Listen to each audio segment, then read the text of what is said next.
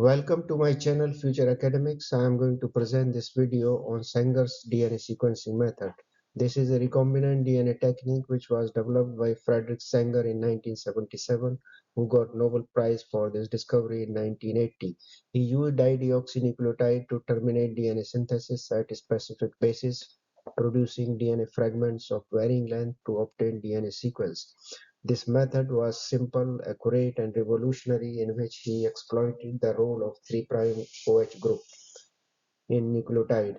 In this video, I will cover definition, basic principles, mechanism, methodology, and applications.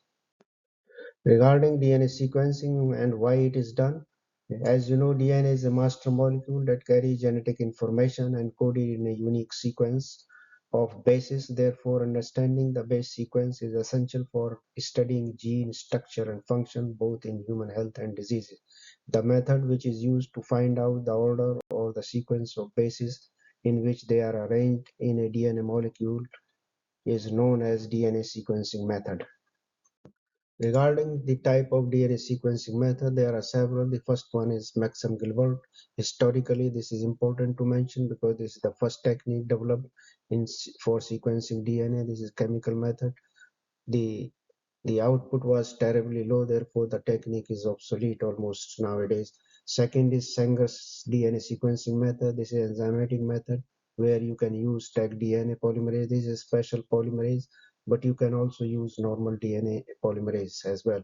You need primer, you need ddNTP normal substrate, you need ddNTP dideoxynucleotide terminator. This is additional requirement for DNA sequencing. You need a template DNA, the DNA you want to sequence, and you will use electrophoresis to obtain sequence. This technique was used in Human Genome Project to sequence human genome, and during that project, Human Genome Project, several high throughput techniques were developed. One of them is pyrosequencing. So pyrosequencing is high throughput technique of DNA sequencing.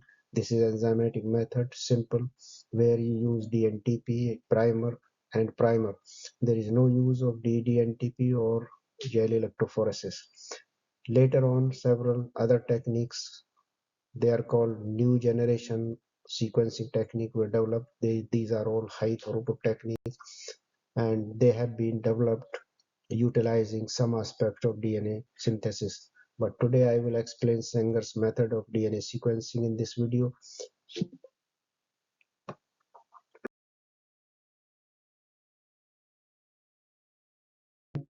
Regarding the underlying principle of Sanger's method of DNA sequencing, this is based on a base selective termination of DNA synthesis. Termination and synthesis sounds a little bit contradictory or even paradoxical, but as a matter of fact, both reactions occur normally in a sequencing reaction. We will discuss the mechanism of these two reactions, but let us first review the requirement or component of this DNA sequencing reaction. Regarding the requirements of DNA sequencing by Sanger method, first is DNA to be sequenced. This will act as a template. The second is primer, which is complemented to only one strand of DNA. The rule is one reaction, one primer, and one strand. In a reactions, you cannot simultaneously target both strand of DNA for sequencing. The next is substrate. This is enzymatic reaction, therefore you need substrate. Substrates are deoxynucleotide triphosphate or DNTP. These are four which are listed here. Then is ddNTP. These are terminators. They like 3' OH.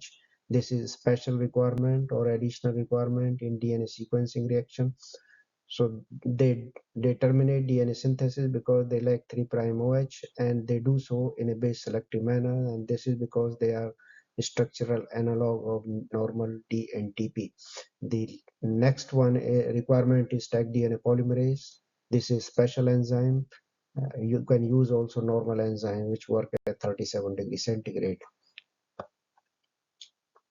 So DNA sequencing by Sanger's method is completed in the following two steps. The first one is generate sequence, and this is through base selective termination of DNA synthesis, and the fragment which are terminated or generated in this step, they are separated using capillary electrophoresis on an automated DNA sequencer, and this will produce the sequence.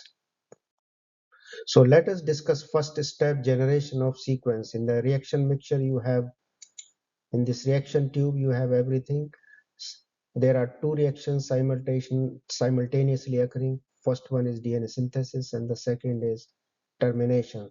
DNA synthesis is supported by D and TP. These are normal substrate. This is the structure of D and TP. They have 3' OH.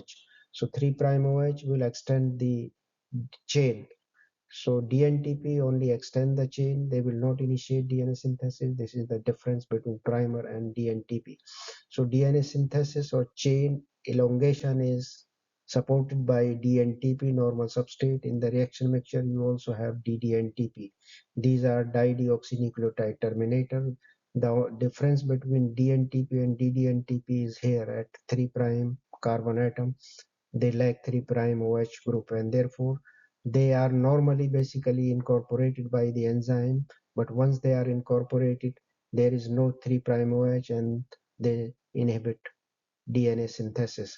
So chain is terminated, and this is in a base selective manner because ddNTP, these are base analog of normal DNTP. So they do so, they inhibit chain elongation in a base selective manner. Now to find out order, you have to make sure you must identify where termination is happening. So next question is, how is termination identified, or how are the terminated fragments labeled?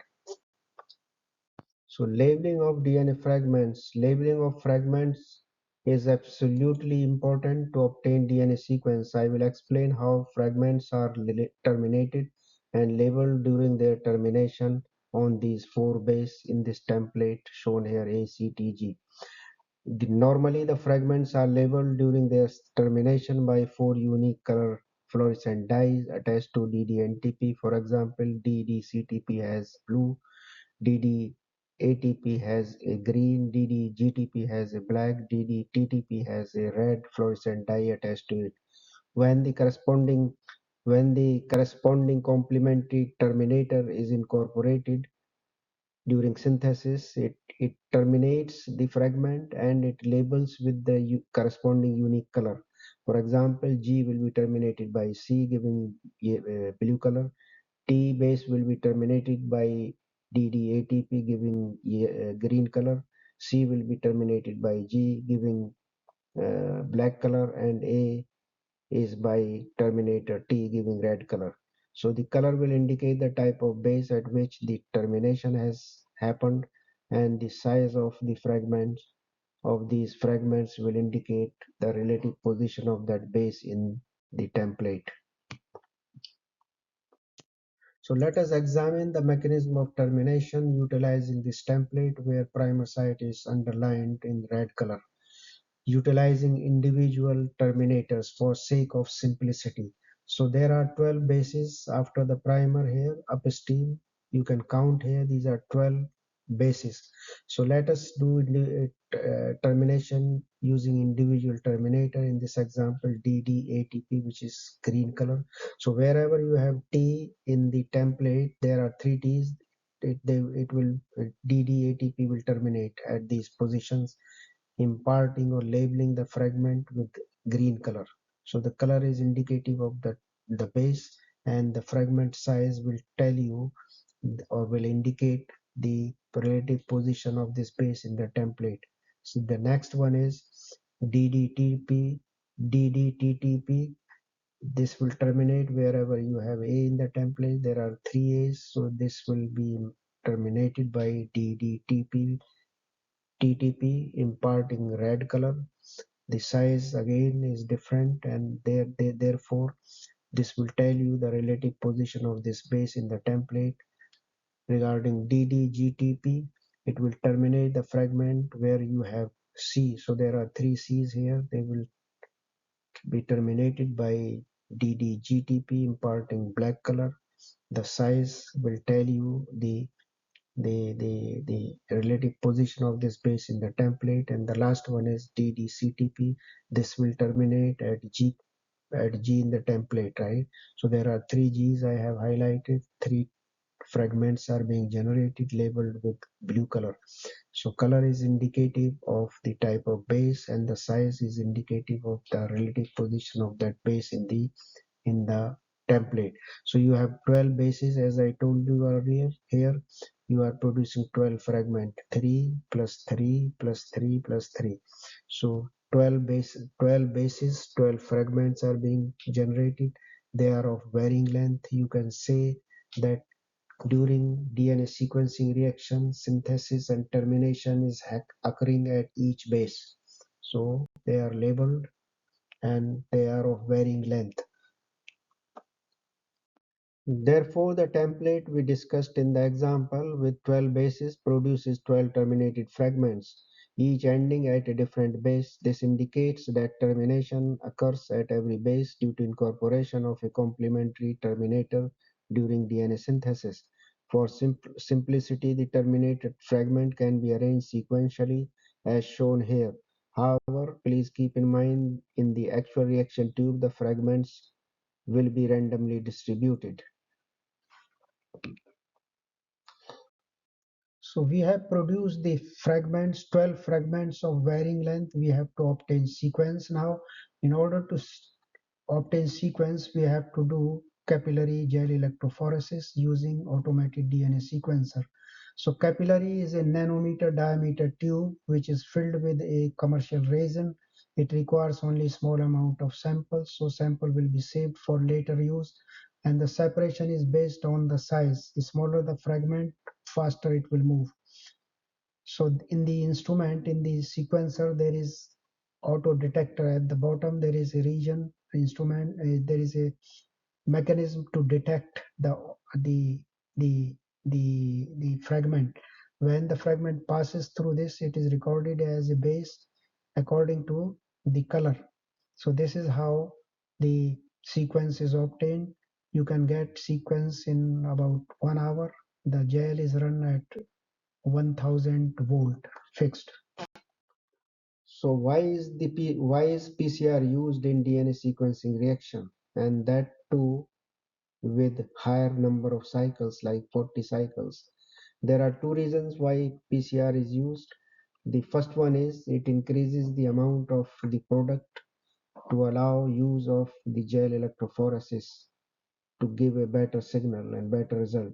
Second, it has been observed that the reaction done at higher temperatures such as in PCR produces better quality result or sequence. So because of these two reasons, PCR is generally preferred or used in DNA sequencing. However, as you can see here, a higher number of cycles have been used, like 40 cycles. You rarely go below 35 for DNA sequencing, and the reason for that is the amplification is linear in this case. It is not logarithmic. So PCR used for sequencing reaction produces linear amplification, and the amount of the product N produced from N0 can be calculated using this formula. N is equal to N is equal to N0 times number of cycles. So this is the amplification is linear because the product of the cycle in this reaction does not act as template for the subsequent cycle. Therefore, the amount of template remains the same from beginning till the end.